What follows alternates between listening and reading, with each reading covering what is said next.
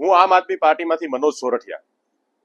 આજે ગુજરાતના ખેડૂતની હાલત એવી છે કે એક તરફ ઉપરવાળો અતિવૃષ્ટિ, અનાવૃષ્ટિ, ખાતરોની તંગી, બીજ બિયારણના ભાવ, મસ્ત મોટા ભાવ, તમામ પ્રકારની અડચણોની સામે ખેડૂત જ્યારે ખેતી કરતો હોય, પોતાના ઘર ચલાવતો હોય, દેશના પેટ ભરતો હોય, ત્યારે એક તરફ સરકાર ખેડૂતોને કંઈ આપવાને બદલે ખેડૂતો પાસેથી છીનવી લેવાની પોલિસીઓ બનાવી રહી છે.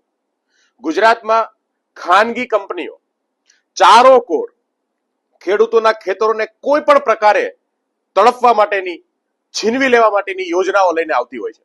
હમણાં વીજ કંપનીઓ, જે ખાનગી વીજ કંપનીઓ છે, એ આડેધડ ખેડૂતોના ખેતરોમાં મસ્ત મોટા ટાવરો નાખી રહી છે. જમીનો જે છે એની સામે કોઈ વળતર નહીં, કોઈ પણ આજીવિકાનું સાધન નહીં, એવી રીતે ખેડૂતને જે છે એ હાલતમાં છોડ્યા છે. અને આજે સમગ્ર ગુજરાતનો ખેડૂત જ્યારે પીડાય છે, દુઃખમાં છે, પોતાનો અધિકાર માંગે છે, ત્યારે 23 જેટલા સંગઠનો આવતીકાલે ગાંધીનગર ખાતે 15મી તારીખે પોતાના ટ્રેક્ટરો સાથે પહોંચી રહ્યા છે. આ તમામ સંગઠનોને ગુજરાતમાં આમ આદમી પાર્ટી દ્વારા સમર્થન આપવામાં આવે છે.